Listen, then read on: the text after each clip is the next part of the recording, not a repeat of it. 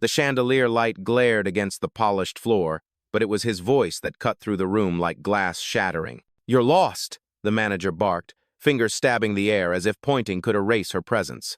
He stood tall, silver hair combed sharp, veins rising on his temple. Beside him, a blonde woman clutched her chest in mock laughter, the sound echoing like a cruel bell in a cathedral. Behind them, salesmen in suits froze mid-gesture, some with arms crossed, others whispering under breath. One of them lifted his phone, the red light recording every crack in the showroom's facade. At the center of it all stood her, a black woman in a fitted royal blue dress, her hands steady at her side, her gaze locked on the storm around her. She didn't flinch, didn't shrink. She simply absorbed the fire pointed at her and let silence do the burning. But the silence only enraged him further. "People like you don't belong in a place like this. You think you can stroll in here, touch cars worth more than your life, and waste my team's time?" His words ricocheted off the glass walls, bouncing between rows of luxury machines that glistened under showroom lights. The laughter beside him swelled. "God, this is priceless," the woman sneered, her diamonds catching the light as her manicured hand waved dismissively. "She probably can't even afford the catalog, let alone the car." A ripple passed through the room, the hum of whispered disbelief, a soft cough from a young man in the corner, the faint click of a camera app. The showroom was no longer quiet, it was charged. And yet, she didn't answer. Her breath slow, her shoulders set, her face unreadable. She stood like a monument carved from stone, unmoved by wind, untouched by insult. But inside, she knew this moment too well. The same tone at 23 when a leasing officer called her delusional for asking about commercial property. The same laugh at 31 when a banker said she was pretending with a black credit card. History wasn't repeating, it was rehearsed, and today the actors had no idea who stood before them. Before we continue, where are you watching from? Drop your city or country in the comments below. And if you believe in dignity and justice, hit like and subscribe. These stories spark change, and we're glad you're here. Now, back to her. The manager leaned closer, breath hot, fury spilling in every syllable. "Get out before I call security. People like you." He didn't finish, because she finally moved. Not with anger, not with noise, just one step forward, her heels clicking against the marble floor like a gavel striking wood. The blonde's laughter faltered, the salesman shifted, and for the first time, the man with silver hair hesitated because her silence wasn't weakness. It was the calm before a reckoning. Her name was Maya Ellis, 43 years old, billionaire, founder of the Ellis Group, the very corporation that had quietly acquired this showroom chain less than 2 years ago. But in this room, dressed in a royal blue sheath dress and simple black heels, she looked like anyone else by design. There was no chauffeur waiting at the door, no assistant trailing with a tablet, no luxury handbag dripping with logos. Just Maya, a small clutch at her side, walking into the showroom the way she had once walked into her first job interview, unnoticed, underestimated, unseen. The cars around her shimmered under glass chandeliers, sleek bodies of steel, paint so polished it reflected her calm gaze. Each one worth more than some people's homes. But Maya didn't come here to be dazzled. She came to see the people, to test the culture, to find out if the company she owned treated its guests with dignity or with disdain. And now she had her answer. As the manager spat insults, her mind drifted back. She remembered 25 years ago in Houston, standing in another dealership, young, ambitious, but broke. She'd asked about financing a used sedan. The salesman had laughed in her face. "Sweetheart, you don't even look like you can afford the down payment." That humiliation carved something into her bones. Not shame, fuel. By 30, she had bought her first property. By 35, she was brokering deals worth hundreds of millions. And today, she had just closed a contract valued at $6 billion signed that very morning before walking into this room. But no one here knew, and that was the point. The blonde woman's laughter still rang, sharp and hollow. A cluster of junior salesmen shifted nervously, sensing that something wasn't right but too afraid to speak. Near the back wall, a young trainee lowered his phone to his lap, pretending not to record but still capturing every second. Maya didn't move, she didn't blink, she let their words wash over her like stale rain, because she understood the true test wasn't about how much she could buy, it was about how much they revealed of themselves. The manager leaned closer, his tie swinging like a pendulum of arrogance. "Lady, you don't belong in this showroom. People like you never do." And in that moment, the silence shifted. Not from Maya, from the room itself. A guest near the corner coughed uncomfortably. A couple browsing a red convertible paused, eyes narrowing. The showroom had become a stage, and every bystander was now part of the audience watching a script that was writing itself in real time. What they didn't know, Maya Ellis had written the ending long before she walked in. The air thickened. The showroom, once hushed like a gallery, began to buzz with low voices, curiosity, discomfort, judgment. The silver-haired manager squared his shoulders, drawing the gaze of every employee in the room. "Do you even have an appointment?" he pressed, his voice sharp, cutting the silence like a car door slammed shut. "This isn't a museum. You don't just walk in and touch what you can't afford." He gestured at a sleek black coupe, its hood gleaming under the lights. The blonde woman beside him chuckled, her voice a mock melody. "She probably thought this was an open house," she said, tossing her hair. "Maybe she's here to take selfies." A ripple of laughter broke from two junior staffers by the reception desk, forced, nervous, the kind that masks fear with cruelty. Their eyes flicked to the manager, seeking approval like children mimicking a parent's tone. Maya stayed still. Not a twitch, not a blink. Her silence unsettled them more than any protest could. The manager leaned closer, his cologne pungent, his words loud enough for the whole room. "Look, I don't know how you got past the front desk, but this section is for real clients, the kind who can sign checks without bouncing." He smirked, the room catching his confidence like a contagion. "Sir?" One salesman ventured hesitantly. "Maybe we should just check her." "Quiet!" the manager snapped, his authority cracking like a whip. "I know her type. They wander in, waste time, ask for brochures. Then they vanish the moment you mention price." The blonde tilted her head, eyes narrowing at Maya. "And look at her shoes. No designer, no polish. She doesn't belong here." A hush fell. Even the humming lights above seemed to dim against the weight of the insult. Then came the escalation. The manager's hand shot forward, snatching the glossy catalog from Maya's grip. Pages fluttered, bending at the corners as if the gesture itself was meant to erase her presence. "This isn't for you," he barked. "Don't waste ink on fantasy." The young trainee at the back winced, phone trembling in his hand. He whispered to the man beside him, "This is bad."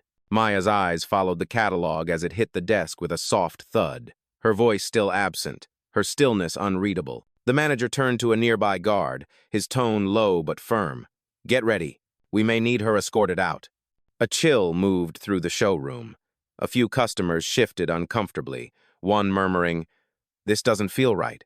The blonde only laughed louder. "Escorted out? Perfect. That'll save us all time."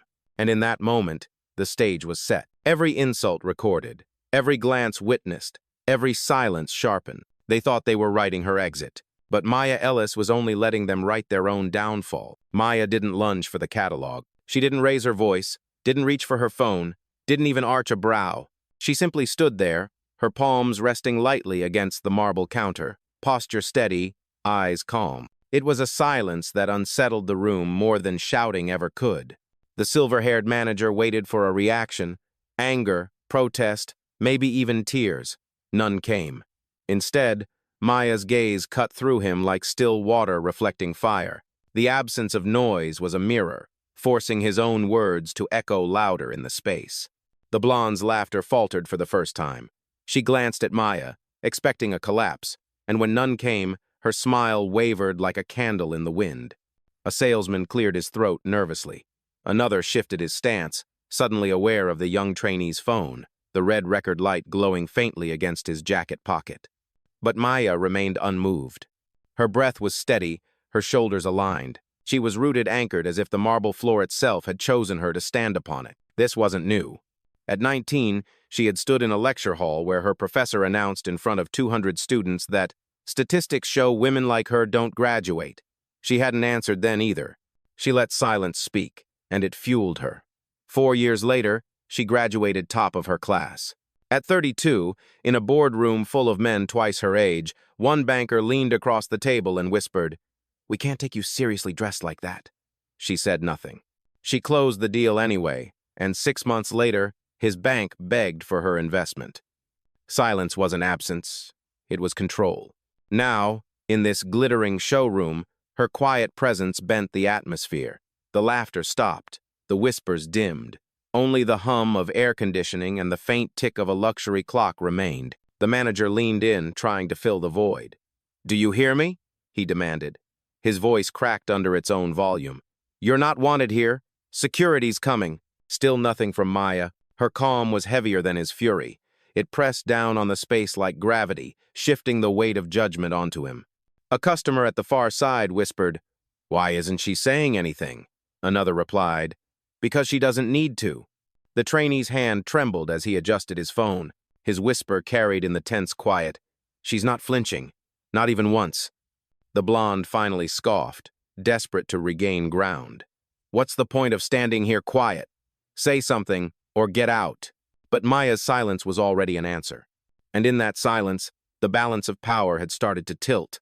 The silence couldn't last forever. It broke, not with Maya's voice, but with the faint buzz of a phone camera focusing. From the back, the young trainee raised his phone a little higher, pretending to check a message, but the lens was aimed squarely at the confrontation. His lips parted just enough to whisper, "This needs to be seen." A middle-aged couple near a red convertible shifted uneasily. The husband leaned toward his wife, voice low but sharp.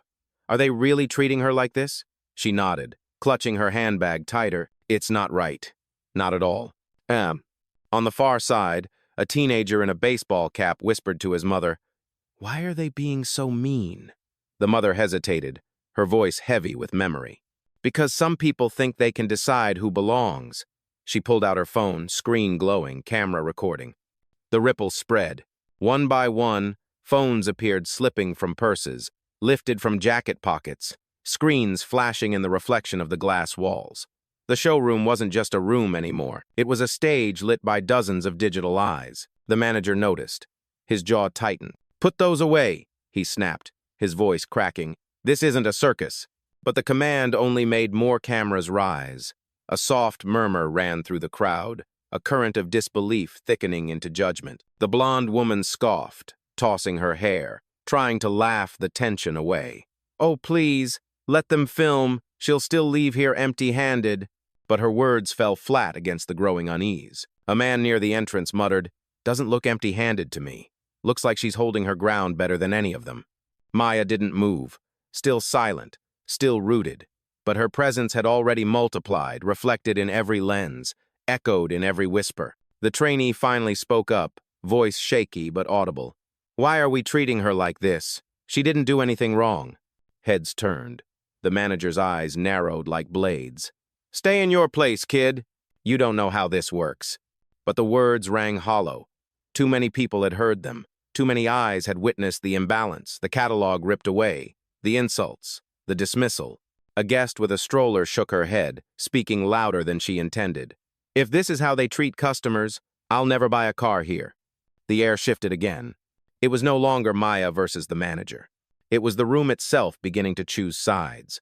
And the cameras kept rolling, capturing every crack in the facade of control. The murmur of witnesses grew heavier, pressing against the polished glass walls like a storm building from inside. The manager sensed it, and his pride hardened into something darker. He straightened his blazer, voice slicing through the whispers. "Let's make this clear," he said, each word clipped.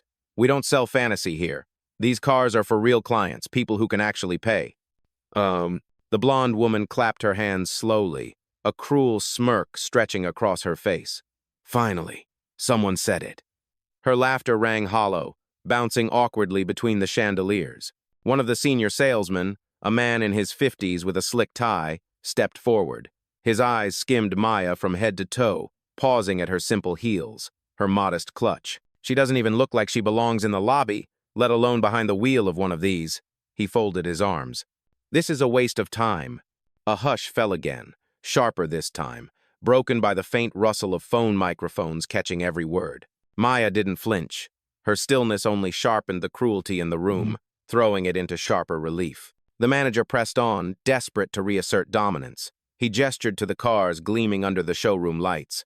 "Each of these machines is worth more than her entire life savings. Don't bother verifying her reservation. Don't bother checking her ID. I'm denying this sale right now." The words cracked like a gavel. Final. Absolute. He turned toward his staff. She's not a client, she's a con. Gasps rippled through the witnesses. The trainee lowered his phone briefly, shaking his head. That's not right, he whispered, louder this time. That's not how you treat people, the manager snapped, pointing at him now. One more word and you're out of a job. But the damage was done. The crowd had heard everything. A woman by the convertible muttered, "They didn't even check her paperwork." Her partner nodded, pulling out his phone.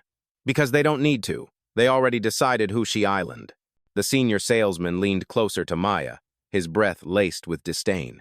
Listen carefully. You're not buying anything today. Not tomorrow. Not ever. Go find a pawn shop. The insult landed heavy. Phones tilted upward. Several guests gasped openly now. A man by the window cursed under his breath. Unbelievable. And still, Maya said nothing. Her silence wasn't weakness. It was patience. Because every insult added weight not to her, but to the case building against them. The air grew tight, suffocating. The stage was set.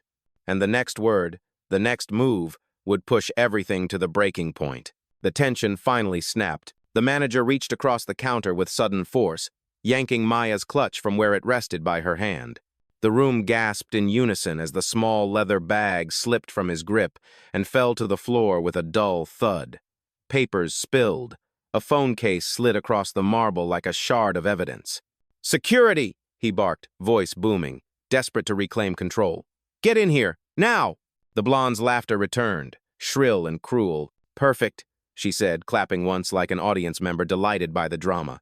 "Drag her out before she embarrasses herself further." The senior salesman picked up Maya's clutch, holding it high like contraband. "Look at this," he sneered, shaking it for effect.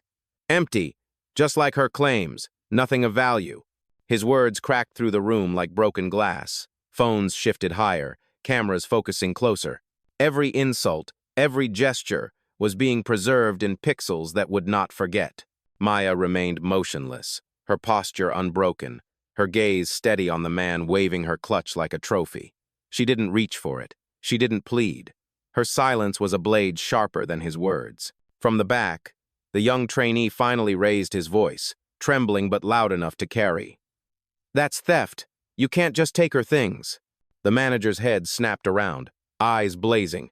"You're done," he spat. "You don't work here another second if you defend her." The crowd stirred, shifting uneasily. A woman near the stroller whispered, "This is going too far." Another guest shook his head, muttering, "I've never seen anything like this in a showroom."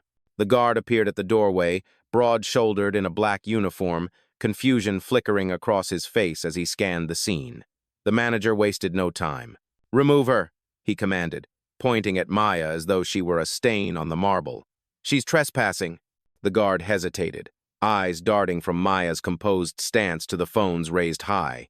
He didn't move. Not yet. The senior salesman stepped closer, tossing Maya's clutch back onto the counter with contempt. "Last chance, lady. Walk out on your own, or you'll be carried out." The blonde leaned in, her voice dripping with mock sympathy. "You really thought you belonged here, didn't you? Sweetheart, this world isn't for you." The insult hung heavy, suffocating, and for the first time, Maya's lips parted not in protest, not in anger, but in a calm whisper that only sharpened the silence around her. Her words were simple. "You'll regret this." The room froze. Phones trembled in witnesses' hands. The guard took one uncertain step back. Because the way she said it, it didn't sound like a threat. It sounded like a fact already written. The clutch lay abandoned on the counter, a symbol of their contempt. Maya bent slowly, calmly, and retrieved her phone. The movement was deliberate, unhurried, as though she had all the time in the world. She tapped one button, brought the device to her ear, and spoke with the same steady tone she had carried through every insult. "Carla," she said. On the other end, a voice answered instantly, calm, crisp, professional. "Yes, ma'am." The showroom stilled. Witnesses leaned forward, phones steady, waiting for the storm they didn't yet understand. "Activate the protocol," Maya instructed. Her voice carried not volume but weight. "This location. Now." Carla didn't ask why. She didn't need to. Understood. Confirming live escalation. Internal systems are syncing. All transactions, audio, and visual feeds are being logged. The manager frowned, his arrogance cracking into confusion. "What the hell are you doing? Calling a lawyer? You think that scares me?" But Maya ignored him. She kept her focus on the call, her tone even, deliberate. "Mark every word spoken in the last 10 minutes. Every insult, every action. Link them to employee IDs on file." Carla's voice returned, efficient as a scalpel. "Already in progress. Surveillance linked. Staff compliance histories loading. Do you want me to patch the board?" Maya's eyes flicked briefly to the guard, then to the trembling trainee still filming. The room hung suspended, every witness caught in the gravity of her composure. "Yes," Maya said. "Patch them in." The blonde scoffed, trying to shatter the silence. "Oh, please. You're pretending. Who are you even talking to?" The guard shifted uneasily. He had heard that kind of tone before, but never delivered with such certainty. From the speaker, Carla's voice grew louder, deliberate, echoing through the showroom. "Board members connected. Incident log initiated. Compliance cross-check underway." The manager's smirk faltered. He gestured toward Maya, but his voice cracked. "This is nonsense. She's bluffing. Don't let her play you." But even as he spoke, the overhead lights flickered once the faint hum of the building's system syncing to a higher authority. A subtle signal, invisible to most, but not to those who understood corporate infrastructure. Maya lowered the phone slowly, placing it on the counter so every word could be heard. Her voice carried clear, calm, and unshakable. "You thought I was standing here alone, but I never walk alone. Every word you've spoken has already been written into your record, and every second you keep talking is another second you bury yourself." The blonde's laughter died in her throat. The senior salesman swallowed hard, his arms no longer folded but limp at his sides. The guard stepped back, choosing stillness over action. And the witnesses, phones raised, eyes wide, understood for the first time. The tide had turned. The manager's jaw worked, opening and closing like a man searching for words that no longer carried weight. The blonde folded her arms, still trying to summon her smirk, but her eyes darted nervously toward the glowing phone on the counter. Maya picked it up again, pressed one final command, and then set it down so the speaker carried across the entire showroom. Carla's voice came through, sharp and clear. "Confirmation complete. Miss Ellis, your ownership status is verified. Records show controlling interest at 61%. This location is under your authority." The silence that followed was suffocating.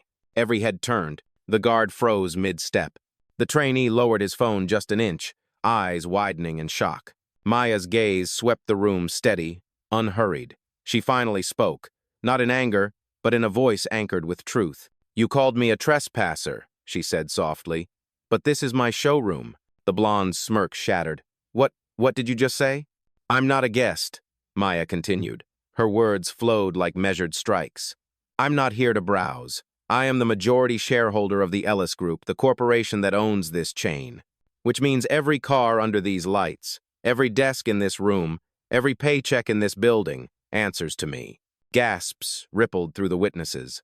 Phones trembled as people leaned closer to capture every syllable. The manager shook his head violently, denial pouring out in cracks. No, that's impossible. If you owned this place, we'd know. You'd look the part." His voice faltered, desperation leaking into every word. Maya stepped forward, the click of her heel louder than his protest. "You mistook silence for weakness. You mistook simplicity for poverty. That was your first mistake." The trainee's phone caught the moment the steady rise of her voice, the collapse of theirs. A woman near the convertible whispered, almost reverent, "She owns it. She really owns it." The senior salesman dropped his arms, his face draining of color. The guard lowered his eyes, stepping quietly to the side. Maya let the weight of her revelation settle, her presence filling the room until no one dared look away. "You tried to erase me from my own floor," she said. "But you cannot erase the truth. And the truth is simple, this place belongs to me." The chandeliers seemed to burn brighter. The marble floor reflected the stunned faces of every bystander. The room was no longer a showroom. It was a courtroom, and the verdict had just been delivered. And in that instant, every insult they had thrown at her transformed not into wounds, but into evidence. The words hung in the air like a verdict no one could overturn. For a moment, the entire showroom froze. The chandeliers hummed, engines under spotless hoods gleamed, but no one breathed. Then, like a dam breaking, the reactions came. The blonde staggered back a step, her painted nails clutching at her necklace, as if it could anchor her in place. "No, this can't be real," she whispered, her voice stripped of arrogance. She doesn't." Her words fractured before they could finish. The senior salesman swayed slightly, his tie no longer perfectly aligned, his bravado melting into panic. We didn't know," he muttered, his voice barely audible. His eyes darted from Maya to the witnesses, already understanding that ignorance would not save him. The silver-haired manager's face drained of color. He opened his mouth, but no words came. His authority, once loud enough to fill the room, had collapsed into silence. He looked smaller, now diminished, exposed. And then, the witnesses reacted. From the corner, the mother with the stroller clapped once, sharp and deliberate. The sound rang out like a spark in a dark room. Others joined hesitant at first, then with growing conviction. Applause spread across the marble floor, echoing against the glass walls until it became undeniable. Phones tilted upward, capturing not just Maya but the collapse of those who had tried to erase her. Clips uploaded in real time, captions already being typed. Black CEO reveals ownership after public humiliation. Luxury showroom manager caught on camera denying service to his own boss. The young trainee lowered his phone for a moment, awe etched across his face. "I knew it," he whispered. "I knew something was different about her." Then he raised the phone again, determined to capture every second of the downfall unraveling before him. Guests exchanged looks of shock and vindication. A man in a navy suit shook his head, muttering, "I'll never forget this. Power doesn't need to shout." Another leaned closer to his companion. "This is history. We're watching history." The guard shifted uneasily, his stance no longer threatening but protective of Maya. His eyes flicked toward the manager as if silently asking, "What do you want me to do now? Because I won't touch her." The applause swelled louder, spilling into cheers. The atmosphere had flipped, the weight of shame sliding off Maya's shoulders and crashing squarely onto those who had tried to push her out. And Maya? She didn't smile, she didn't bask. She simply stood still, letting the storm of reactions swirl around her, her presence steady, unmovable. Because she didn't need validation. The truth was already hers. The clapping still echoed when Maya lifted her phone once more. Her tone didn't rise, but every syllable carried the weight of command. "Carla," she said evenly, "log the incident under compliance breach. Effective immediately, terminate local management." The silver-haired manager jolted, color draining from his cheeks. Wait, you can't." His voice cracked, thin and trembling. "I didn't know. We didn't know." Carla's voice came crisp through the speaker. "Confirmed. Gregory Holt, terminated. Michael Dawson, terminated. Access revoked." Almost instantly, the manager's phone vibrated in his pocket. He pulled it out with shaking hands, staring at the red lock symbol flashing on the screen. Behind him, the senior salesman Michael fumbled with his badge, swiping desperately at the reader by the office door. It buzzed once, then went dark. Access denied. Gasps rippled through the room. Guests leaned forward, cameras catching every second. The fall was no longer just verbal. It was physical, irreversible, live. The blonde staggered back, her face pale, her earlier laughter gone. She just fired you," she whispered, eyes wide. The manager slammed a fist against the counter. "This isn't fair! This isn't how business works!" Maya's eyes met his, calm and unshaken. "No, this is exactly how it works. Actions have consequences, and today, yours have arrived." The guard stepped forward cautiously, but not toward Maya. His gaze shifted to the disgraced men. "Do you want me to escort them out?" "Yes," Maya replied. One word, final. The room erupted in murmurs, phones flashing as guests captured the surreal sight. The once dominant manager, now stripped of authority, being led out of a showroom he no longer controlled. His voice rose in desperation. "Please, give me one chance. I was following policy." Maya didn't flinch. "Policy does not excuse prejudice." "Oh." The applause returned, louder this time, mingled with cheers. The young trainee whispered into his recording, "She just fired them. Right here, right now, in front of everyone." The blonde pressed herself against the wall, avoiding Maya's eyes, as if hoping invisibility could save her. But the damage was done. She, too, had been recorded laughing, mocking, complicit. Maya turned to Carla's voice once more. "Extend the audit. Every staff member complicit today. Their files go under review. Freeze all pending commissions until cleared. Confirmed, Carla replied. Phones captured it all, proof that justice didn't need to shout. Justice could be quiet, deliberate, surgical. And Maya, still calm, stood at the center of it like the axis on which the entire room now spun. The showroom no longer belonged to the men who had ruled it with arrogance. Their voices were gone, their authority erased. What remained was silence, thick, reverent, broken only by the applause that rose and fell like a tide. Maya lifted her clutch from the counter, dusted it lightly, and placed her phone inside.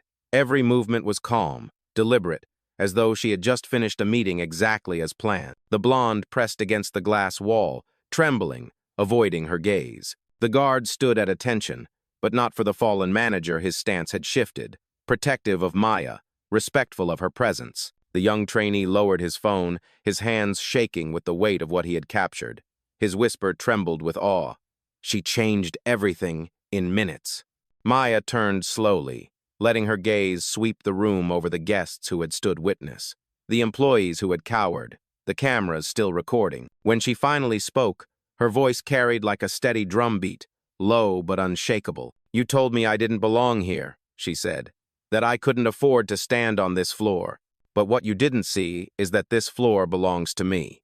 Every contract, every key, every light in this room answers to my name." The chandeliers glowed brighter, as if punctuating her words. No one interrupted. No one dared.